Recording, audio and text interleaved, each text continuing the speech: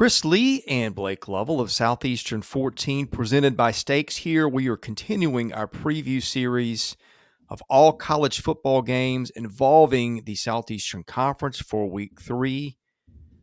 Today we get to Alabama hosting ULM or Louisiana Monroe if you prefer. These teams have a common opponent in Texas.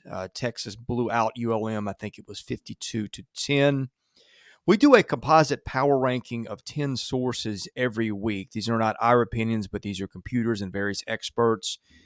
ULM checked in last week at 123, so one of the worst teams in the FBS. And then Alabama last week, as I'm sure everybody knows, went to Texas, escaped with a 1-point win. Crimson Tide had 15 penalties. It had players getting yelled at by Nick Saban for doing horns down after the game. Blake, I will call this maybe the rat poison special, because if you're Nick Saban, it's everything you probably wanted. You got to win, and you got plenty of talking points to get your team's attention. Alabama already, a 48.5-point favorite. It could be higher than that by the time people watch this.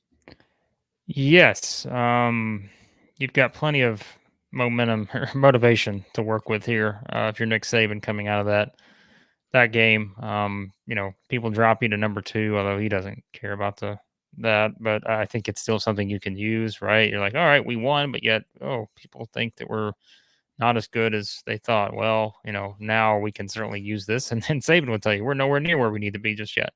And this will be a get right game, I think, if there's ever been one. Although, again, how much do you take away from whatever happens in this game, which you would expect Alabama just to come out and win by many scores here. But it's like you said, it's so I think just the penalties were something that those are things that can be fixed. And I think that you want to talk about a week of practice. Um, I can only imagine what that week of practice this week's going to look like for Alabama, especially when it comes to all those penalties and just all the things they did to really, to give away that game. And as we said, Texas was the better team, but Alabama won the game throughout. And I think it's just, we're saying we're making this more of a discussion about Alabama because I just think that they will, Louisiana Monroe lost 52-10 to Texas. So we have a common opponent to compare to, but we know this is going to be about Alabama and them coming out and kind of really trying to get crisp because they were not, crisp in any way, shape, or form in that game against Texas. And yeah, this should be one where they are able to get back on track pretty easily, I would think. And this is not an exact comparison, but and I don't know that this Alabama team is as good as the one I'm about to mention, but what was it, 2018, I think, where Alabama was pretty pedestrian out of the gate. We had questions about the defense, although I don't know that I have those this year. And it just beaten Colorado State by maybe 20 points or something. And it looked a little vulnerable. And then had a game at Vanderbilt, which was, I think, a 20-point line. And Alabama came in and could have scored about 300 points that day. I think won it by 60-something or close to that. Point being, Alabama, Coach Nick Saban had plenty of things to get his team's attention with. And even though Alabama looked less than convincing coming into that one, just took it out on Vandy. And I think that is probably what is coming the Warhawks' way. Well, yeah, I mean, listen, Terry Bowden's seen some good Alabama teams before, hasn't he? When he was, not the head coach at UM Monroe, he's seen them back in the day. But I think this team right here, given the setup, I'm sure again that's going to be an interesting one in terms of how UM Monroe compares or prepares for this game here, because I think it's this is just it's going to be a challenge, and that's why I think you kind of look at this. Again, if you're Nick Saban, what do you want to see? You want to see all the penalties erased. You just don't want to make some of the silly penalties that they had against Texas. I think you want to see your offense be a lot more crisp. I mean, there were some of those throws Bryce Young made that, again, give Texas credit, but just missed on some throws. You kind of know what you're getting, I think, from Alabama in terms of the rushing attack, but you just want to play better. Like, how else do we say it? Like, you just want to play better than you did at Texas, but yet you still won the game.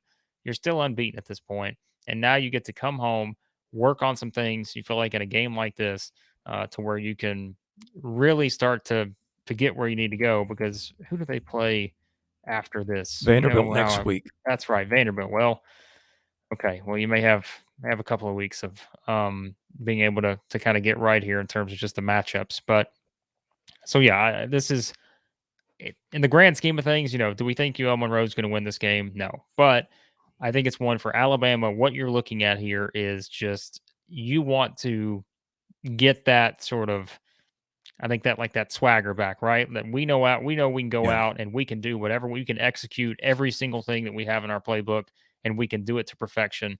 That's what you want to see, I think, if you're Nick Saban in a game like this one. College football season is underway. The best place to make your sports predictions without risking your bankroll is Stakes. Predict anything in the game and take the game time excitement to the next level when you compete with your friends and other fans on the Stakes app. That includes us, by the way. We put bets up every week under the handle Southeastern 14, so you're welcome to come bet with us or against us. During the weekly competitions, you can build your predictions track record by winning competitions and earning NFT trophies. For making the perfect calls, go to playwithstakes, that's STAKES.com/14. Sign up, use the invite code Southeastern14 for a double welcome bonus. Again, free to play, free to bet. It's just for fun, and you can win stuff. No downside, lots of fun. Come join us over there.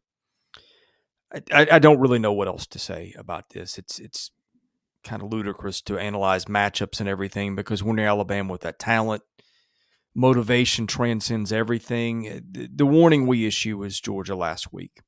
Georgia in probably what was a name the score game against Samford elected to pull up short, win 33-0, and even shorten the third quarter by 3 points. But that said, that's a completely different circumstance when you're coming off beating Oregon 49-3 or being a 20.5-point favorite and needing a field goal with 10 seconds left to beat Texas. Alabama and I has feel like something we've to seen prove. Nick Saban. I mean, look, at some point, here's the thing, right? There's a number that can be too high to where you just can't cover it. Because the spread is all about evening bets on both sides. Yeah, but I suspect you're right. ULM beat Nicholls State 35-7 last week. I think that is meaningless in our analysis of this one. Yeah, I think Alabama takes care of business handily. No surprise there. But to me, it's deeper than just the score. I think it's that coaching staff knows what they want out of this game. They want to get a lot of those things corrected that they just again did not play well at Texas. Still win the game, and it's going to be all about correcting those little things and getting rid of the penalties and being a lot more efficient in many different areas. I think heading into this week and then beyond, knowing that your SEC play starts the following week, and I don't care if it is Vanderbilt.